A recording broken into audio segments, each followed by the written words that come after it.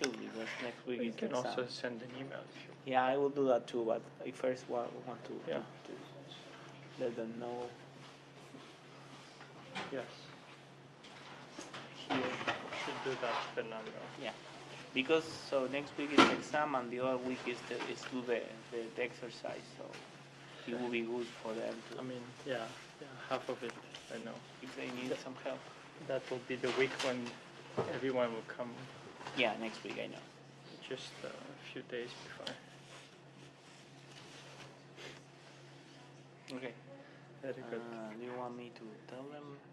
They Yeah. know a lot, but Oh, or maybe at the end of the class. Yes. Or when we change the. I will just tell them now and then at the end of the class if they so. Yeah. Okay. Okay. So yesterday was my office hours, but I had to leave 1 hour before. So if you want to come to my office hours, I will do a special one tomorrow from 10 to 12 to 11 to 12 to 1. Do you know, in my office, in the same place that they usually have them. I am just available because next week is the exam, and the other week is do the exercise. So probably next week I will be quite required. So if you need it, I will be available. Okay. I will send an email also to refresh the people who is not here. Okay.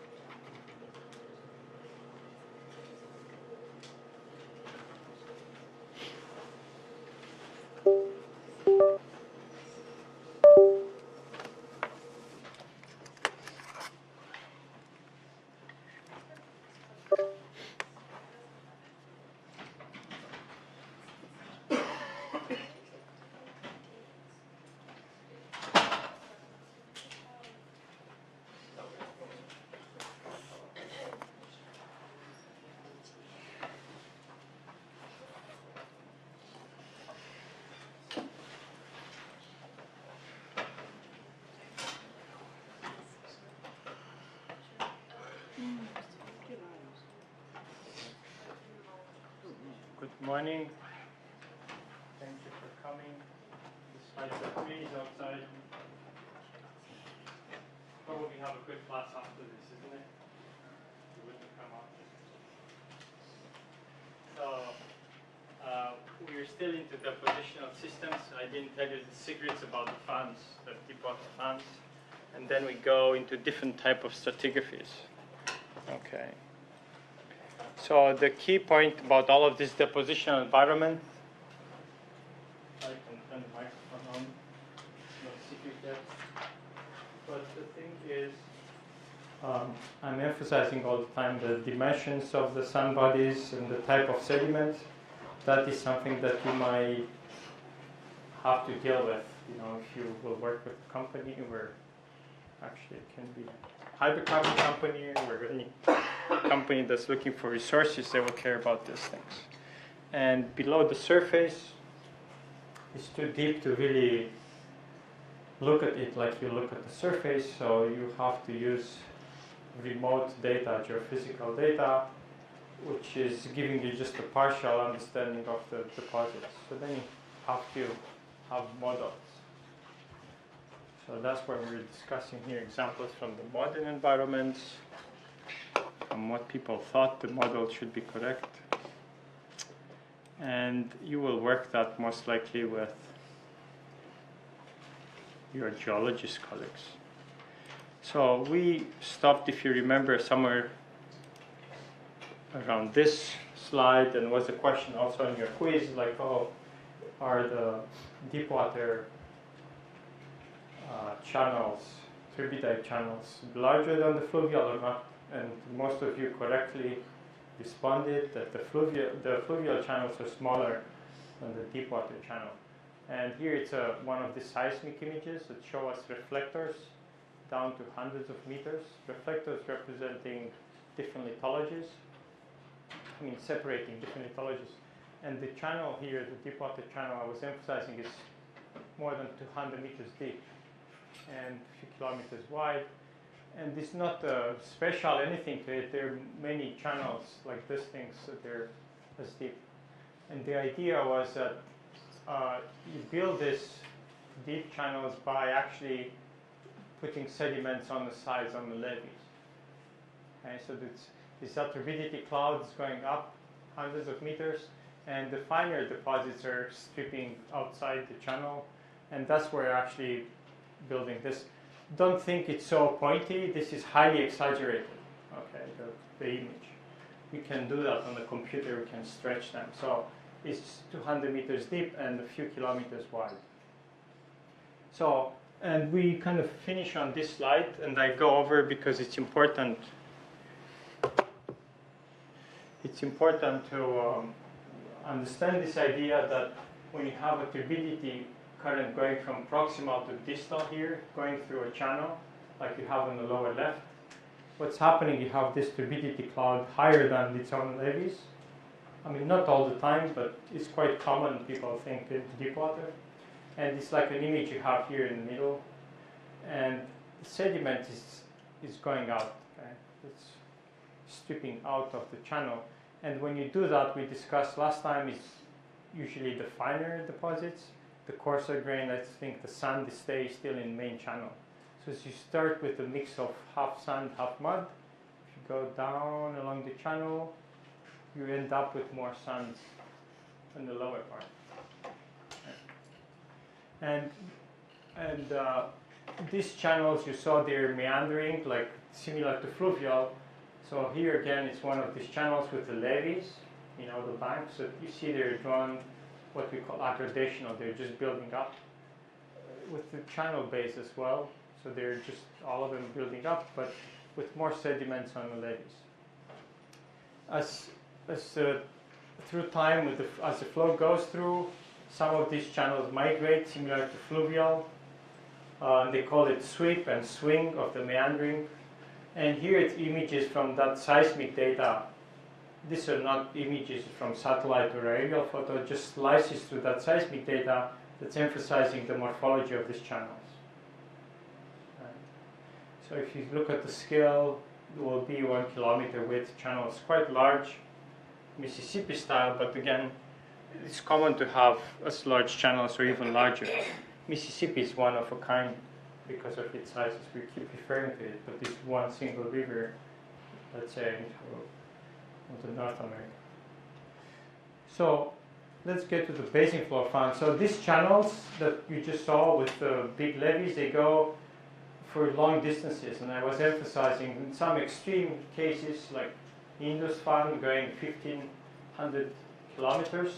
But look, the Bengal fan that's on the other side of India, it go even for longer distances. And that's because a lot of sediment, or most of the sediment, is coming from the Himalayas, high mountain ranges, high weathering rates. And I mean, here it's an early, like 70s model for how the fans look like. It's a bit simplistic, but it's good to illustrate what's happening. So you have some of the canyons or conduits onto the slope. Remember, the canyons are the ones that hold the entire flow within it because they're so deep, like 1,000 meters or more. So the turbidity current is confined within slope conduit.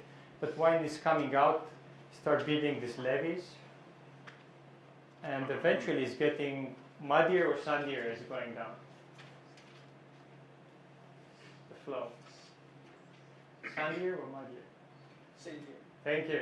We can advance now. Everyone knows that at the mouth of these channels, all of these lobes here, lobate shape, this gets sandier. So that's why the fans will get sandier. Will be this a good reservoir or not? The answer is yes, thank you. It's obvious. But it's not only because it's sandier, it also covers large areas. Okay, so they extend on the basin floor. You saw those Indus and Bengal fans. Well, those are pretty muddy actually, but their distal part, they still get sandier. They're quite large, extend for kilometers, tens of kilometers, such with lobes. And on the log pattern, again, because I show you for fluvial, for deltas, the log patterns on fans or deep water fans looks like they call it blocky. I mean, it's not a particular kind of coarsening up, maybe a bit here, no particular fining up, difficult to show it. So they're kind of blocky sands, and all of this represent amalgamated flows in the distal part of the fans. If you look at the scale here, 32, it's about 500 meters, they're not saying, or maybe feet, but will be in hundreds of meters thick, these fans. Okay? So a good reservoir because they get sandier, they're relatively thick here, and they cover wide areas. Companies discovered this in the late 90s or 2000s. Before that, they were not looking much into the fans. They thought everything into deep water is just mud. Because how would you take coarser grain in the middle of the ocean? They didn't have an idea at that point. 60s, 70s, 80s, they thought, well, everything muddy as you pass the shelf. And then they discovered this play, and now, well, the biggest reserves where they go after, it's more costly, but they go after these fans in deep water. The Guyana discovery that there are some large companies looking at, they're big fans like that. How big they are, here you have the Mississippi Delta to the top left. It's coming to the shelf edge in Mississippi Canyon, has a conduit, and when it's coming to the basin floor, all of this area, look at the scale here, this is 100 kilometers. So there are hundreds of kilometers of different, first we call it lobes, and then there were lobe complexes. These lobes are fed by channels like we just discussed, but when they fill an area where they build a bit high up, they avulse, they switch another area, they build again. So they're all of this area, almost at the other side of Gulf Mexico, is Mississippi fan. And the Mississippi fan is on a scale diagram compared with other fans.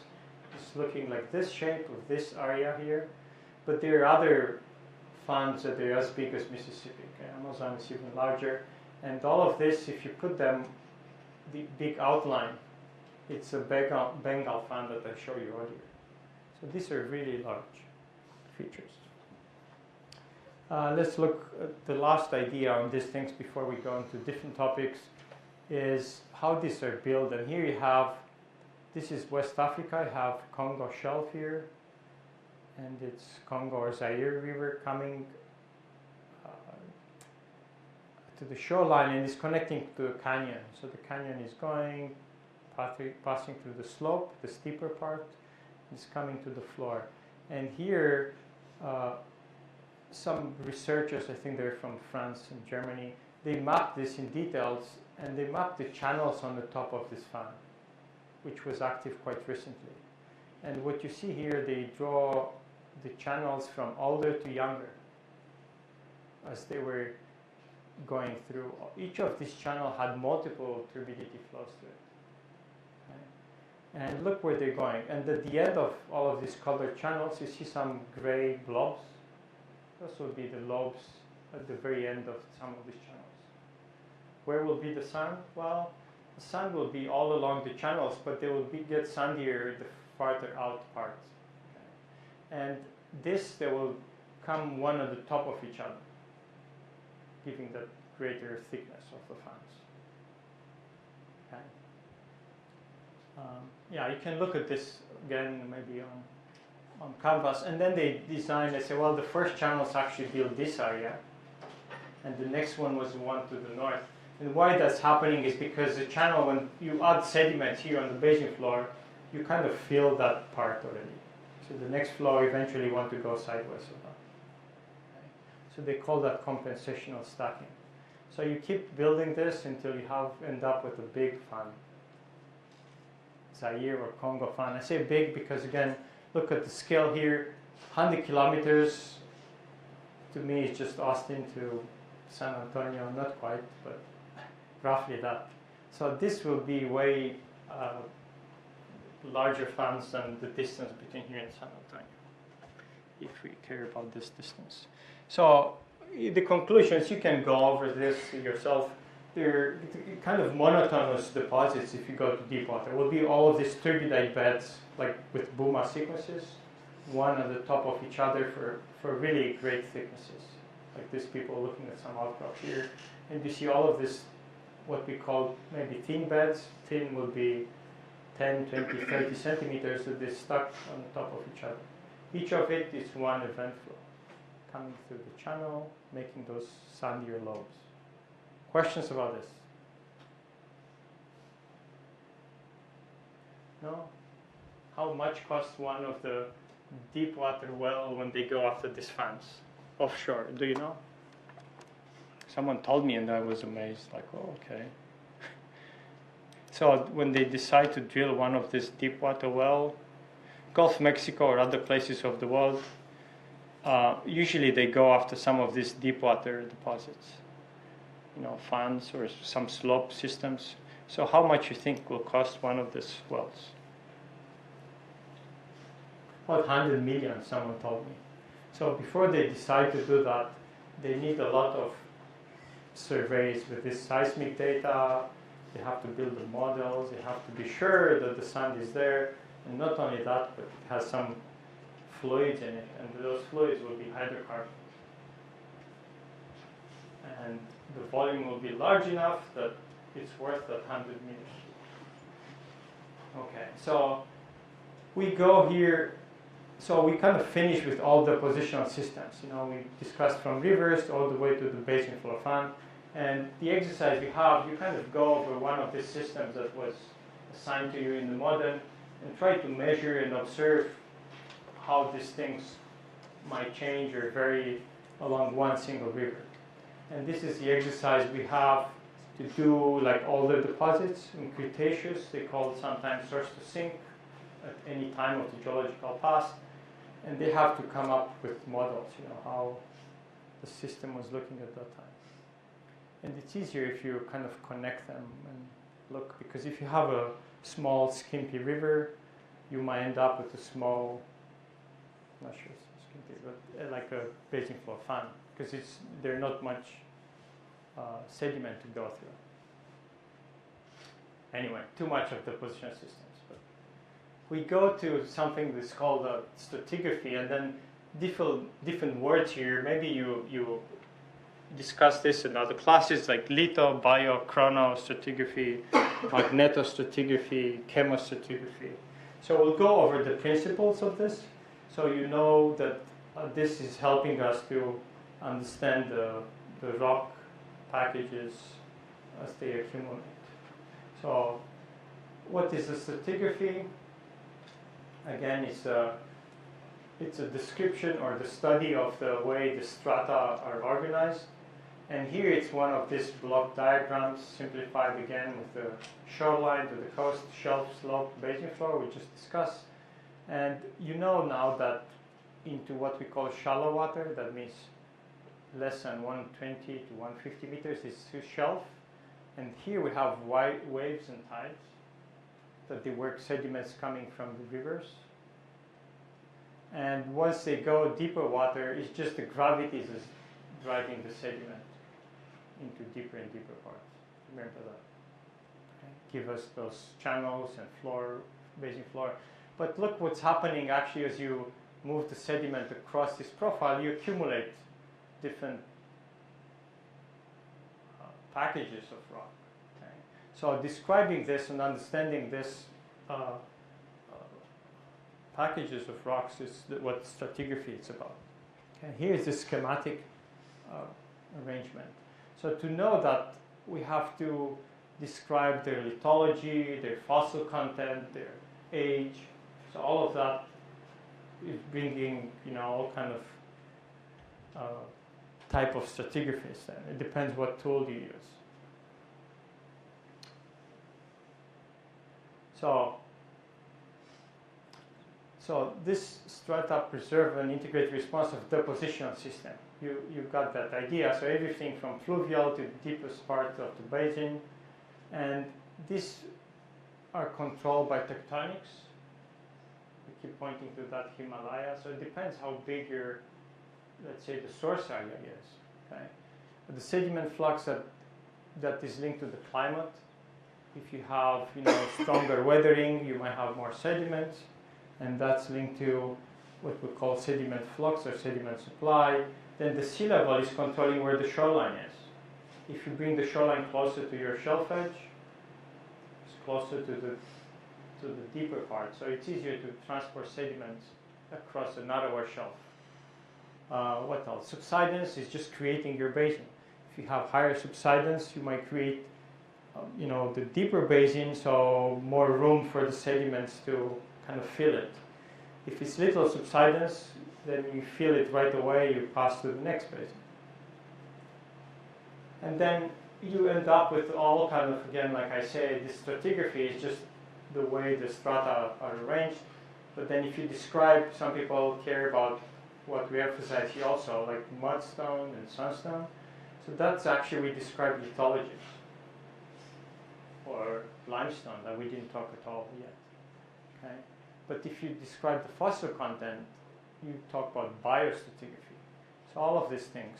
I mean, we'll go over each of this, and then we'll say a few words so you get an idea of what this is about. Some of them maybe you already discussed in other classes.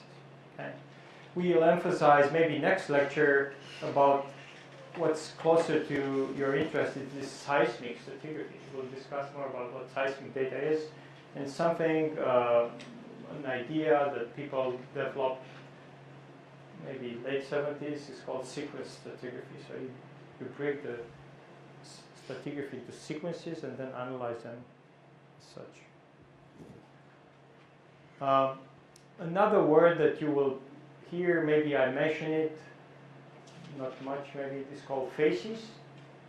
So the facies, the word is coming from Latin, it means the way look or aspect, it's just like face, same word. So when we say facies describing the rock, like rock facies or lithofacies, that means the lithology, the aspect of lithology, or the way the lithology looks. So you will, in a geological sedimentology stratigraphy world, you hear about this facies kind of word. And then the same like stratigraphy, it depends what you're describing. If you care just about the fossils in your deposits, you will say, oh, I described the biofacies. Okay, so the way the fossils look into your deposit. Okay. So sometimes, again, all of these environments we discussed, from rivers to deltas to inlets of tidal currents, you can refer to that depositional phases. So there are key points that you saw probably again maybe in intro to geology class or other classes. There are some ideas, concepts here into stratigraphy that come to be discussed for hundreds of years. And here was Nicola Steno, I think he was a philosopher, but he gave us this law of superposition. He said, whatever bed it's at the bottom, it's older than what's above it. It sounds like, hey, obvious, why you're telling us this? Because you have to agree with that first, when you talk with another person that's seeing the same thing in some other parts of the world. So there are rules that we have to agree on. So someone, again, some hundreds years back, he said, well, there are unconformities within the rocks, and we'll discuss that more, what type of unconformities there are. But the idea is that the surfaces that separate strata, they're not kind of in order, like 1, 2, 3 you see in the first diagram there. So it's time missing between some strata. So they call that unconformity. So the beds are not conformable. And then, again, something like, it's kind of obvious, but the paleontologists care about this, is law of faunal succession.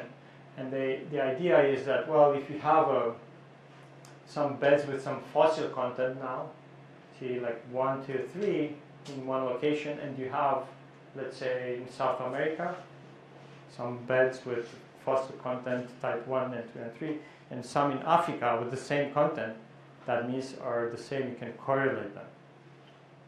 Again, kind of makes sense. You have a dinosaur living in South America and one in Africa, and then the fossil content the same. Maybe they were at the same time, time equivalent in a way. Here it's something that come more recent. Well, it's kind of more recent means 1900s, but was a geologist that he thought, well, if you have a vertical succession of beds, like 1, 2, 3, that's stuck on the top of each other, then at one point they were lateral to each other. Okay, so this is a bit more kind of strange, but I will tell you, I will draw it for you here. So the easiest to explain is the delta. I can do, you remember that the deltas, they bring sediments from the side and they fill the basin. Remember that? So what he said, well, you got this idea that the sediments get finer as they go away into the basin. And what he's saying, well, if here it's a channel, it's a river, here is delta front, sandy, and here is like pro-delta, that's mud. This environment, fluvial, delta front, pro-delta, let's say, that's muddy. If they're lateral to each other in the map view, then you end up with them being stuck to each other like this. Once they prograde, they will also be vertical.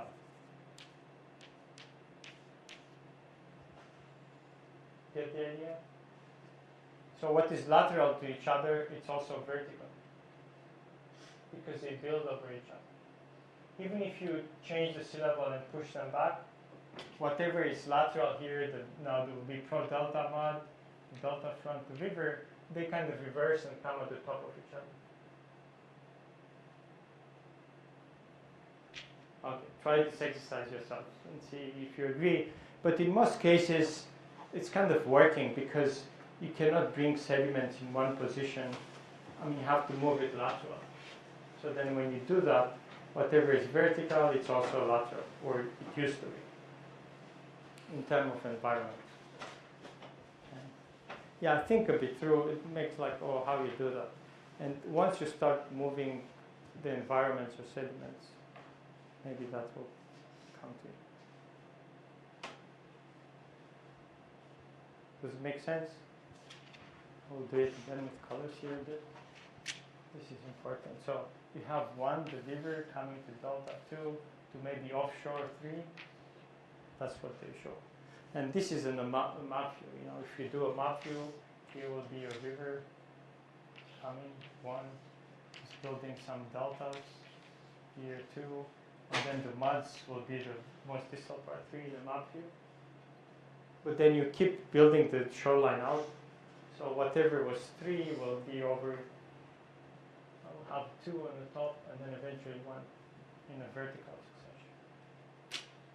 succession. The map view maybe helps. Sorry to repeat this again and again, but once you get that, you're half geologist, despite your engineering degree.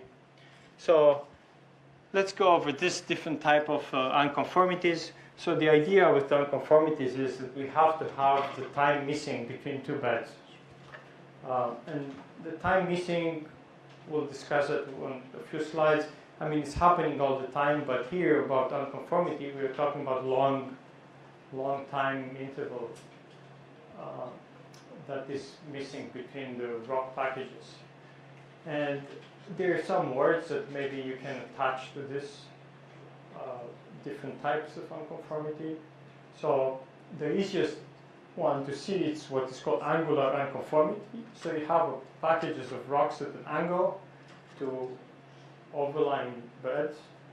So when you have that, the idea is you had time to rotate the beds, maybe even eroding them, and then the next packages is coming on top.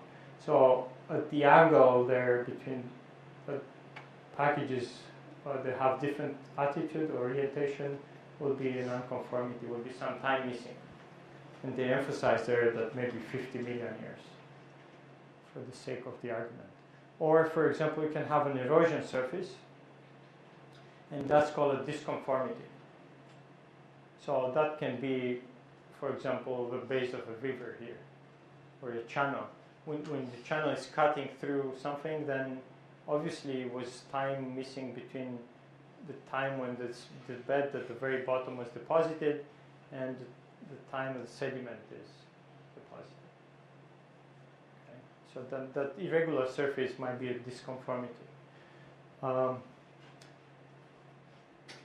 paraconformity, you wouldn't see it from the geometry of the beds. It's not irregular surface, it's not at an angle, but despite they look conformable, that means they have the same orientation, it's time missing there. How we know that? It might be from the fossil content or from age dating. You just measure the beds and suddenly they have great age difference. And they say, well, was something happening along that surface? Maybe no sediment was deposited, was no erosion, but it's just time with no deposition. And the easiest to recognize or remember, maybe it's what's called a non-conformity. So you have different type of rocks. You have sedimentary rocks coming on the top of igneous rocks, for example. So then it's a non-conformity, a different type of rocks. So the sediments now, maybe river sediments accumulating on the top of, let's say, the granite from Enchanted Rock. You know, if you've been there, you saw that's different type of rocks. But there's still sediments maybe accumulating on the top of that. So will be a great age missing between today and whatever billion year old is that granite. So between billion year to today was nothing deposited on the top of that granite, or whatever was deposited was eroded. Okay, so let's look at this, see if we can recognize some of these things. Non-conformity, angular conformity, disconformity, and paraconformity. Let's start with this. What is this? Can you see something like this on the photo there? An angular conformity. I will move the pointer and you can tell me when I should stop and look for it. Someone here. Okay. So these are at an angle relative to what's overlying it. The photo is taking, I mean, there might be canyons and things, so it's more difficult, but will be something there. And then a non-conformity to start with, it's between this color and the layered units above. So I think here it's a different type of rock than the sedimentary rock above. Okay. And paraconformity is the one that we cannot really see it here because the idea was the beds have the same attitude, but it's just a time missing. So you have to know the age of the rocks. But here it is a sketch that that kind of put these lines on the landscape photo there, and they say it's a non-conformity, so different type of rocks below the sedimentary rocks, between some schists, some metamorphic rocks, and some limestones above will be this surface. Then the angular unconformity is the one we were maybe easy to see here. So they're different attitude of the rocks. And again, there are different ages also. So there's some Precambrian below, and this is Cambrian. So there is some time missing along that surface. The disconformity is the one, remember, with some erosion along it, so it's some relief. I couldn't quite pick it up there where they're doing it. Probably some at the base of some of these units or the one above. Okay. And this paraconformity is nothing in the geometry is telling us time missing there, but they say, well, it is there because they did age of the rocks and it's some time missing there. Okay. it's a problem with this time missing and the thickness of the deposits. So one problem is that when we, and why we care about the time is because you want to correlate the rocks, the packages laterally. And so you want to know if this bed that you're looking here, the same was like 20 kilometers away. So you want, when you correlate, that means they were equivalent, I mean deposited at the same time, or roughly at the same time. So, but then if they're deposited at different times, they will not be the same units, so you want to know that. So the problem is this with the erosion here, because commonly there are two types to do this. So one is through non-deposition. So there's no original record, so there was no sediments there. Or you deposit the sediments, but then you erode them. So here it's an example with the river. So you have like a river channel. And then here is like the alluvial plain. You did kind of draw some plants there. So the idea is you have sediments passing through the river here. And let's say you erode because of the flow within the channel. And by doing that, you remove the sediments that were already deposited. Okay, so you already form one of these disconformities. But then on the side also, the time passing and no sediment accumulating, so it's forming a different type of unconformity. Okay, maybe a paraconformity. So then when you go through this here, you have all of this two different type of unconformities forming within your stratigraphy there. Okay.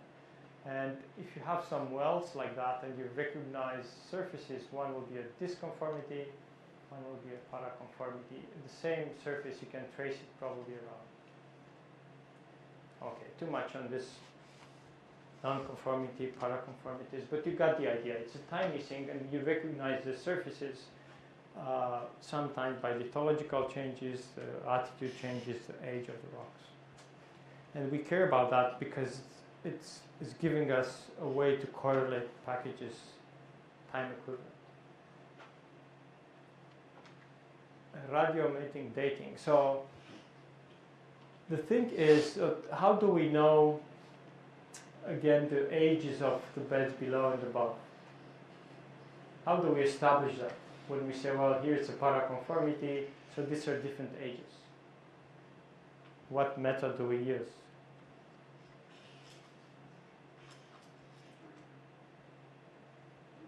Yeah, some radiocarbon dating. That's the title of this. But it's another one. Is we look at the fossils. That's the oldest method.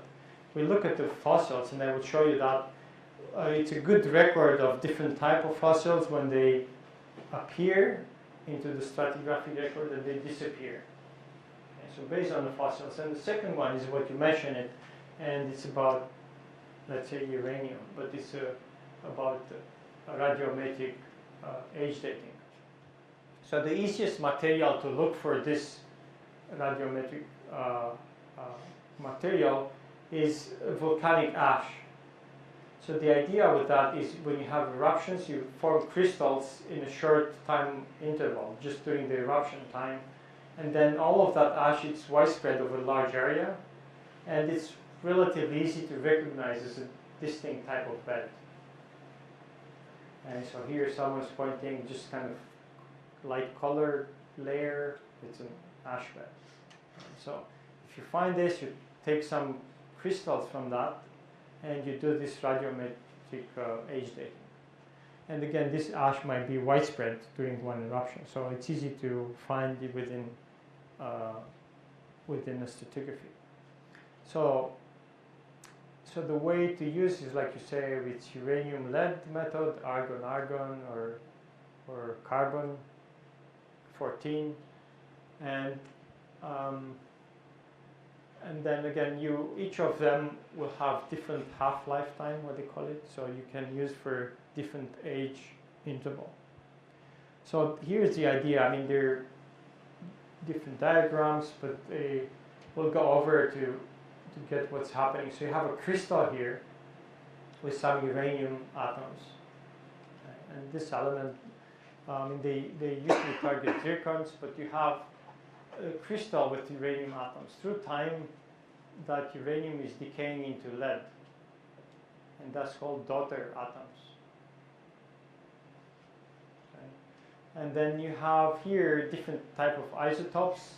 So uranium-238 is turning into lead-206, and you need the half time.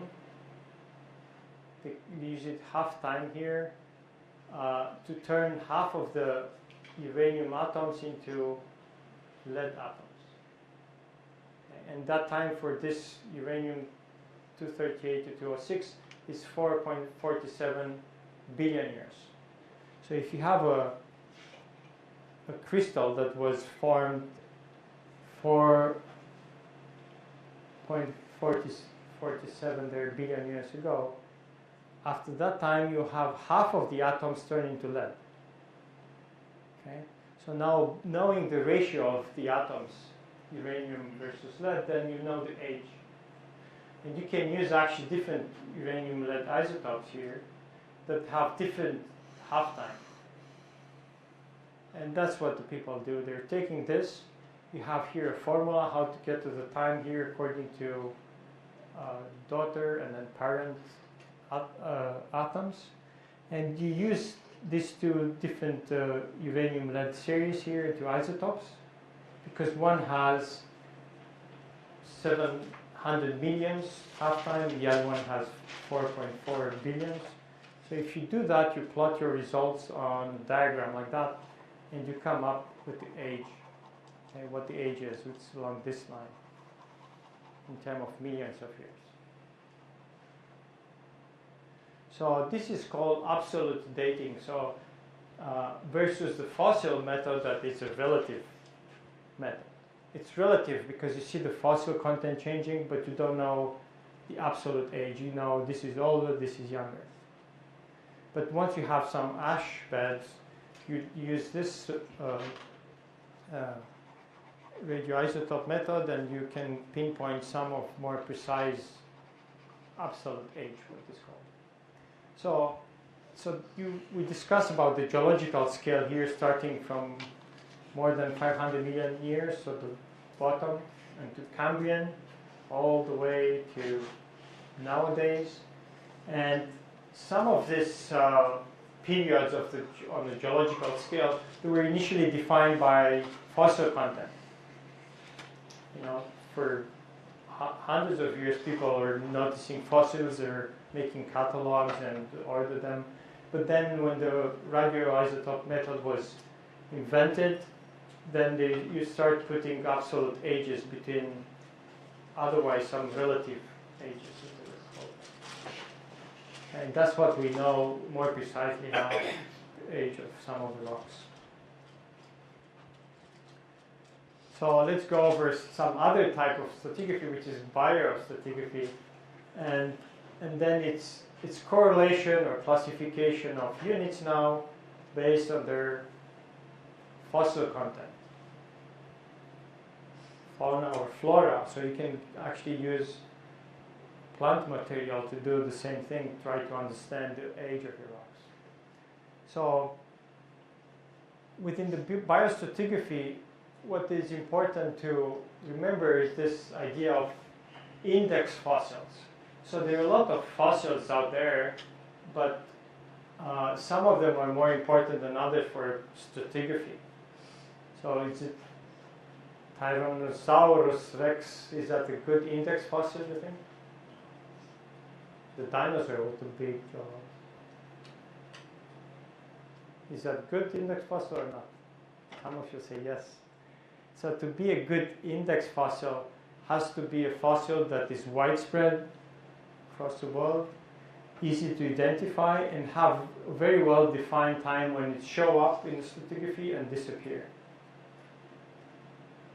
So was a T-Rex then all over the world? And not quite, because the T-Rex, you can find them only on continents and even only parts of the continent. So not very widespread on the globe, even easy to recognize. And I don't think it's so common to find it actually. So a lot of fossils that are index fossils are actually very small. maybe forums we'll discuss when we discuss limestones. I mean, some microorganisms that they have a shell, but they're so widespread into the ocean that they're found everywhere in the rock record. And then again, it's good to have a short lifetime span, so you see them in a stratigraphy showing up in some beds and then disappearing. And then you say, well, this is the bed with Globigerina nodosa, or some name of the fossil. And here there are different type of organisms on a geological scale here. And for example, we'll discuss about this, but there were some organisms called trilobites. And that because they have 3 lobes. They're kind of arthropods, like some marine roaches. But they were living only into the Paleozoic, or more specific, they were very different type of species, abundant into lower Paleozoic. So then if you find one of this fossil, like trilobite, there's no way to have it, in a younger geological record, so it's your Paleozoic, or more specific, lower Paleozoic. And then if you identify what type of trilobite is, then you can get a narrower age.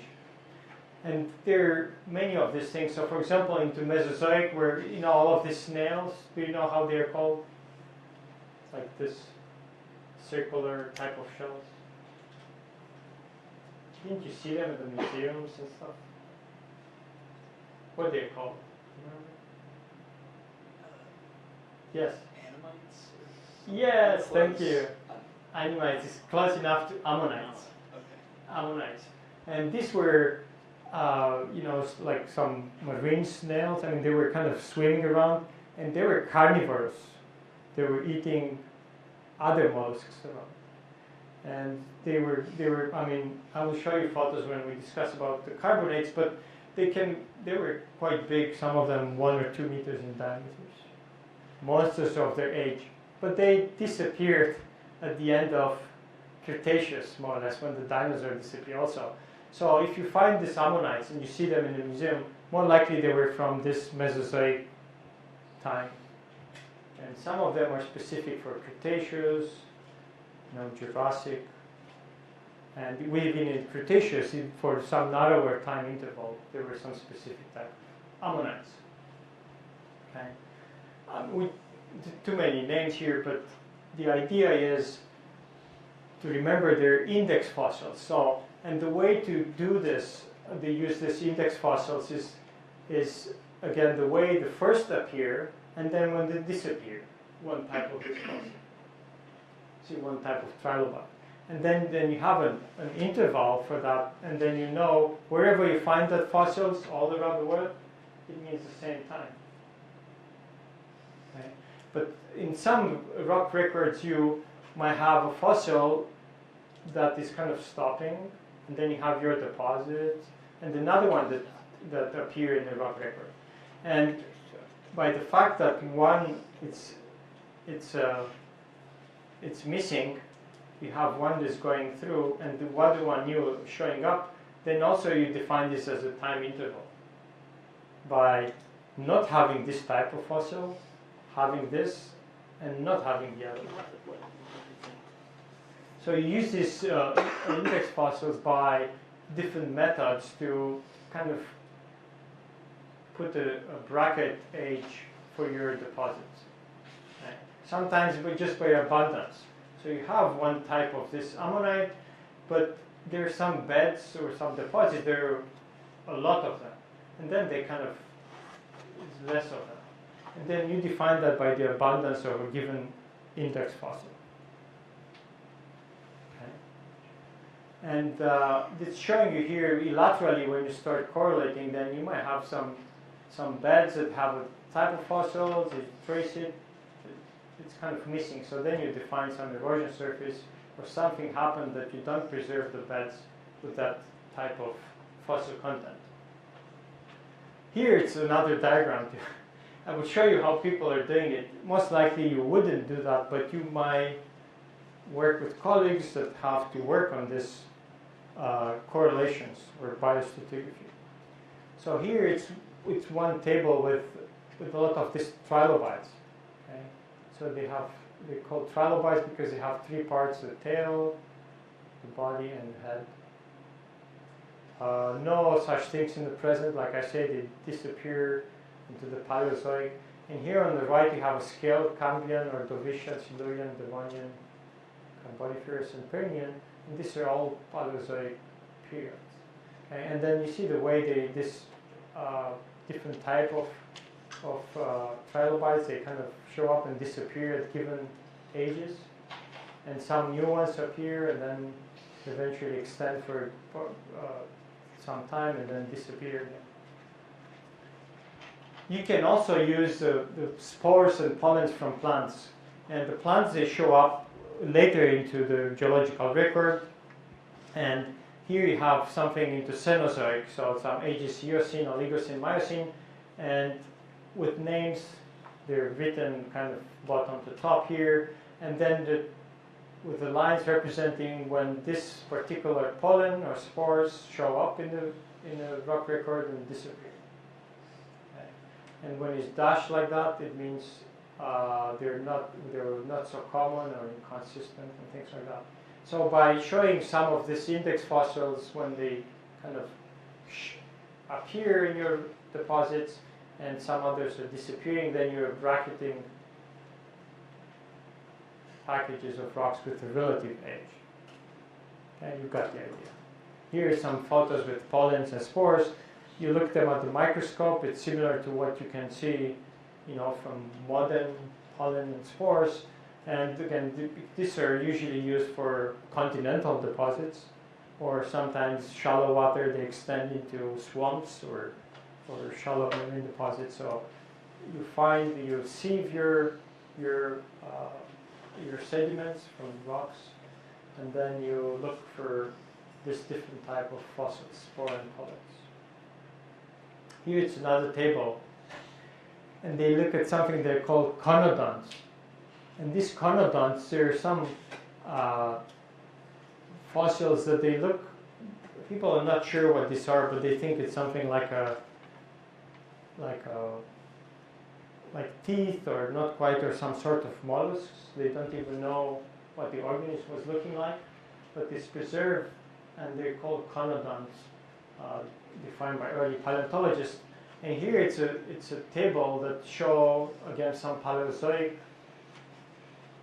time interval there, and that's thickness 1,000 meters of rock deposition. Just put it on the side, and then here actually that's what the paleontologists care about.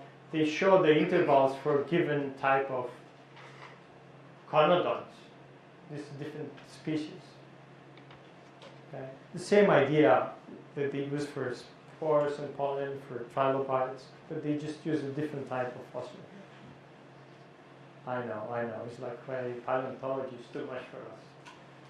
Might be too much for me also, but sometimes getting useful, or it used to be very useful to define the age of these rocks. Now we know a lot of this stratigraphy. So let's look into chemostratigraphy, and this is important and linked with climate a bit, is the chemostratigraphy. You look at the chemical properties of the rocks, and then you break packages according to those chemical properties. But one, it's interesting to us, is that the oxygen isotope ratio, or oxygen 18, delta 18, what is called. So how much oxygen 18 or 16 was at the given time. And how do we do this is that we'll look at actually the oxygen isotope ratio within the shell of the fossils. Okay.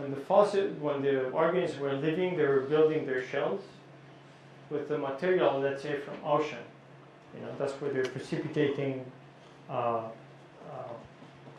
calcium carbonate from ocean. And by doing that, they were using elements that were available at that time. Oxygen. So within the shell, they record, they're building with both oxygen 18 and 16. So by taking those isotopes within their shell, then they were recording what was the ratio at the time when they were living. Okay, so why we care that and what we do with that? I mean, you just do the ratio, you measure how much 18 versus 16 is, you do the ratio, and you come with this delta 18 number. And that was telling us if the climate was warm or cold. So why that ratio is telling us is this: you have both of isotopes within the ocean, and then you evaporate the water, but oxygen 18 is preferentially removed relative to oxygen 16 through precipitation. So you end up with more oxygen 16 into the ice as it's going toward the poles. So what that means to the oxygen 16 into the ocean water, is it more or less through time? Okay, so you take both isotopes out of the water through evaporation. When it's raining more of the oxygen 18 because it's heavier. And while the atmosphere is going toward the poles, you eventually accumulate more oxygen 16 into the ice. And you keep doing that, and what's happening with the, let's say, oxygen 16 within the oceans is decreasing. Okay? So that decrease is recorded by this ratio of delta 18. So now, how was the climate when this oxygen 16 was depleted and give us a higher delta 18? Was it colder or warmer, do you think? What is the time when you accumulate more ice at the poles? Is it colder or warmer? Thank you. So if the delta 18 that we measure within this shell organism, then it's higher, or is it positive, then we're in a colder climate. And the opposite is true. If you have a lower delta 18, we got the warmer climate. So you can do that with any, fossil that you have, knowing the age of that fossil. Then you end up with curves like this here on the lower left. You have warmer temperatures with the lower delta 18, and then here you have a geological scale. From left it's a Cambrian to present, and here is the curve with how this delta 18 was varying. So by doing that, we know that in present day we're a relatively cold climate, despite the global warming. But in the past, like the end of Cretaceous or during the Cretaceous, was way warmer, according to the delta 18 record. Okay. And then you can pick that when else was warmer, maybe in the Permian to Triassic, was also warmer into the Devonian time, according to this delta 18 index or ratio. Okay. Here it's a curve for with delta 18 from a core, ice core. Okay? So they did the same exercise. They look at the oxygen ratio that was preserved through time here, and then by doing that, they come up with what was, the climate, hot and cold during the last tens of thousands of years. And if you do that, now, let's see, which one is the isotope? Is this curve here? Okay, so high and lower values, lower it is, warmer it is, and colder and warmer. So you have this here all the way back. Now 0 is to the right and 400,000 years to the left on the x-axis. Okay? And our delta 18 curve is this brownish at the bottom there. But then you have measurement of other things like the methane in the atmosphere, the CO2, the temperature from different other proxies, okay, or insolation. So that means how much radiation we got from the sun. So all of this match all together, telling us that yes, during the last 100,000 years here, for 100,000 years, we had cycles of hot and cold climates.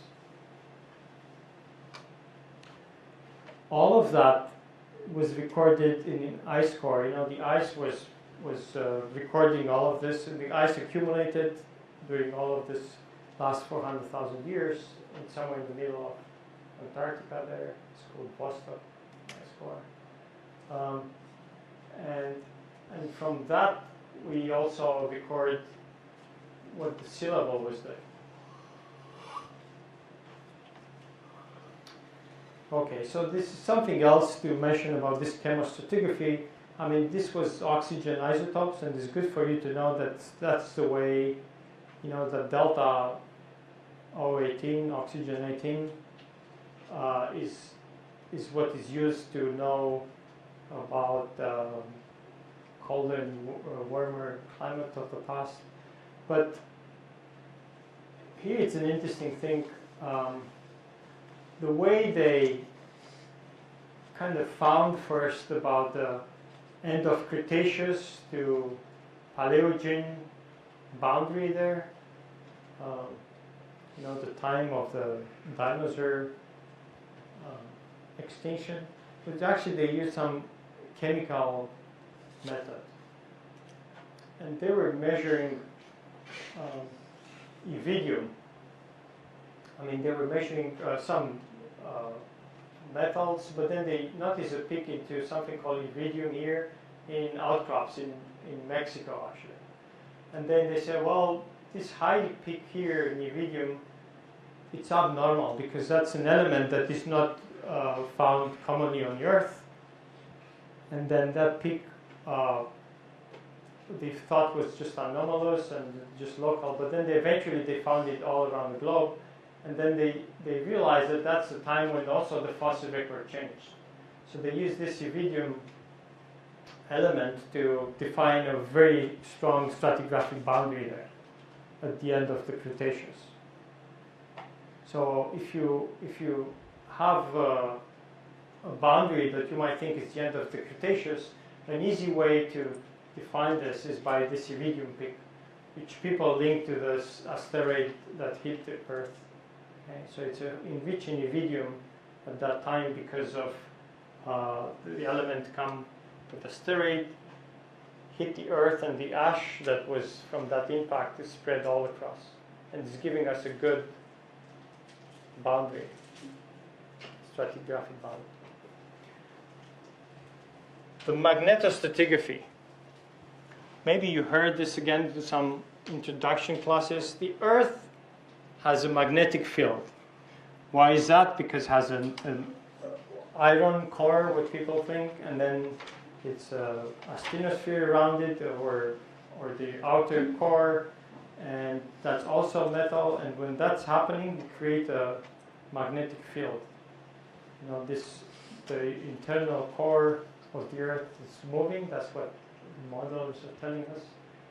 So, and that's creating a field, like you have a magnet with the north up, south, and the lines here described, like on this diagram, is telling us the magnetic field lines. And then we are blasted with, from the sun, it's not only the light that's coming, but it's some magnetic radiation. And here on the left showing like what they say a normal radiation from the sun, and then a solar storm. So when we receive more radiation, and the magnetic field, as you see on the diagram, is kind of diverting the radiation around it. Okay, so it's kind of shielding us from that. Without that, it will not be good. So the idea behind that, then, that beside that the magnetic field protecting us from some radiation from the sun, is that we can use it within the stratigraphy because any magnetic element that is on the surface of the Earth, and then maybe you heard about the magnetite, it's a mineral, but there are some other minerals that also they respond, or they're sensible to the magnetic field of the Earth. And when these minerals are at the surface, they tend to orient according to the magnetic field at that time. See, when you have like needles, let's say iron needles, and you put around the magnet, they tend to orient with the field of that magnet. Same thing happening, because you should see the Earth as a big magnet, and everything that's at the surface will orient with that field.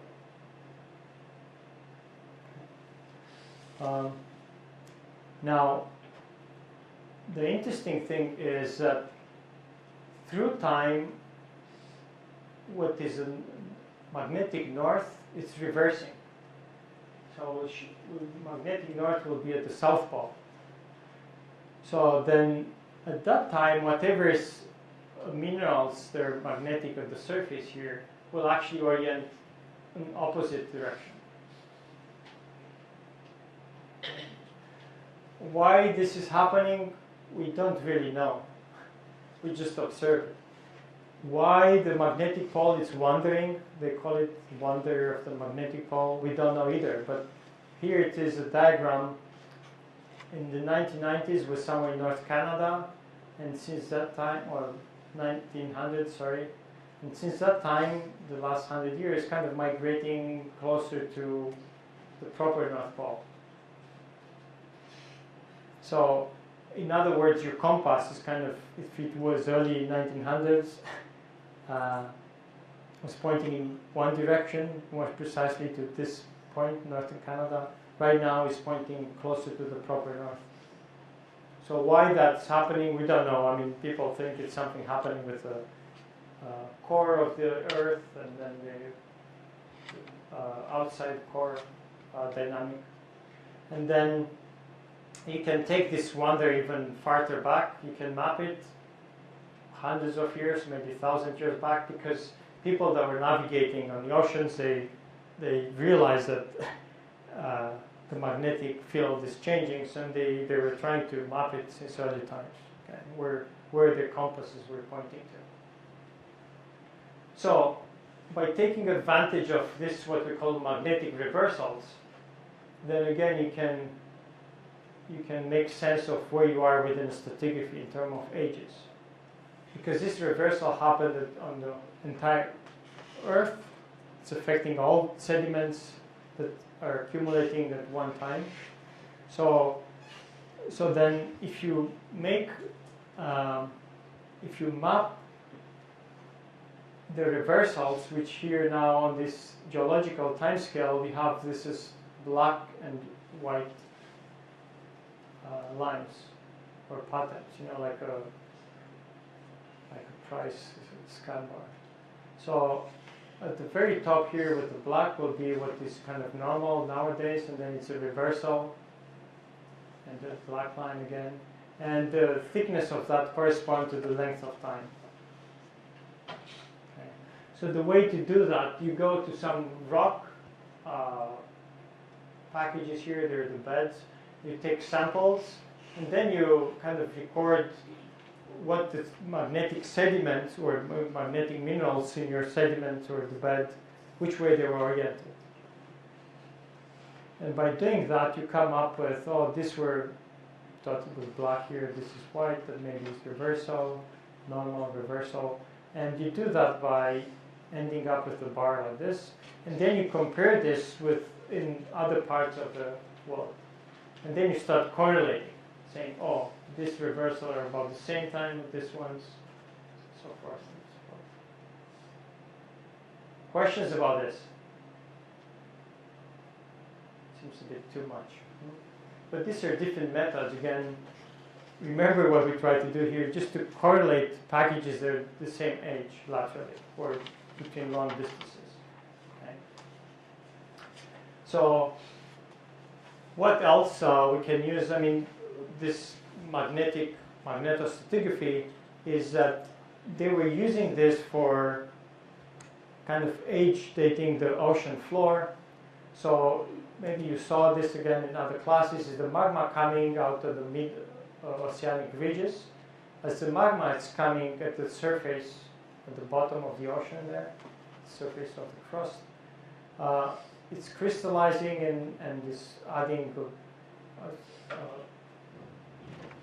part of the rocks on both sides of the ridge, but it's recording, the crystals that they're forming at that time. They're recording the magnetic field at that time, and then different color here is telling you this is a normal magnetic field. The white will be a reversal, normal, reversal. So if you do this pattern now of reversals on the ocean floor, then you end up with one of these kind of barcodes again, and you know the age of that. Okay, so you can go and say, oh, this part of the ocean crust is that particular age, because we know the age of these reversals.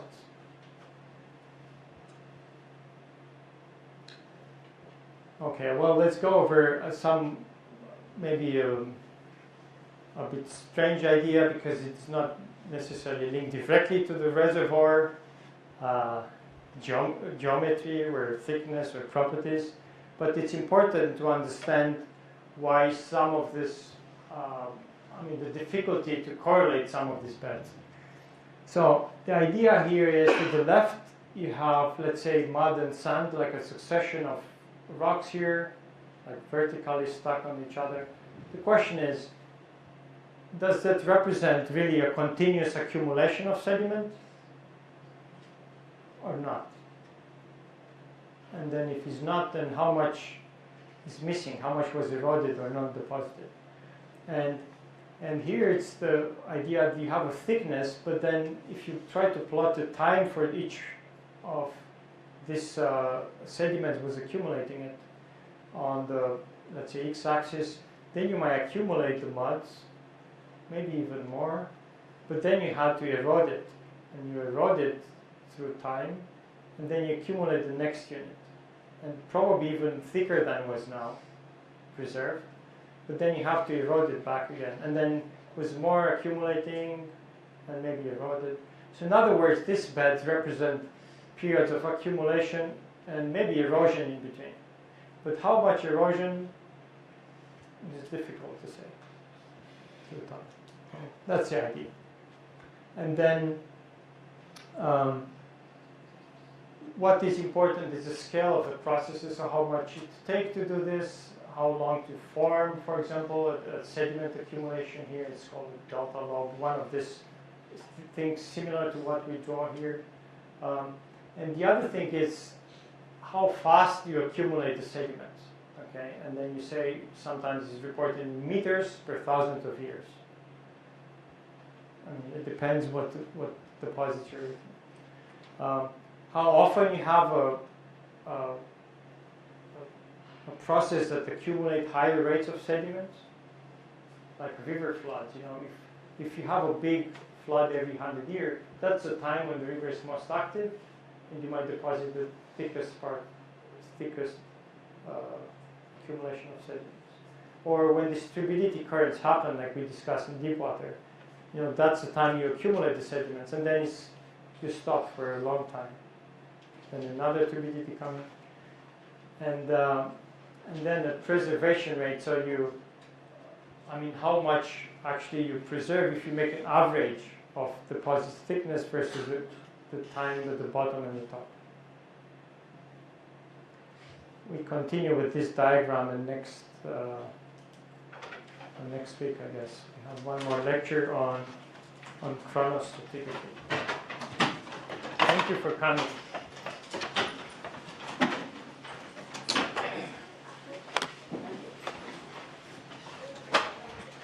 How are you doing? It's freezing. Are you sure you need the exam for the next week exam? Or? Yeah, I will look maybe over the weekend. Maybe over the weekend. You're talking with Siri, Fernando. I don't know what happened with that. He don't do anything. Okay. So yeah, send me the exam in the weekend and I can check it. And then print it on the week, okay? Yeah. Hello. I just have a quick question about the exam. Is it going to be cumulative? I can't say the word. No. Yeah. Cumulative. No. It's just from this last few lectures. All right, thank you. Yes. Have a good day.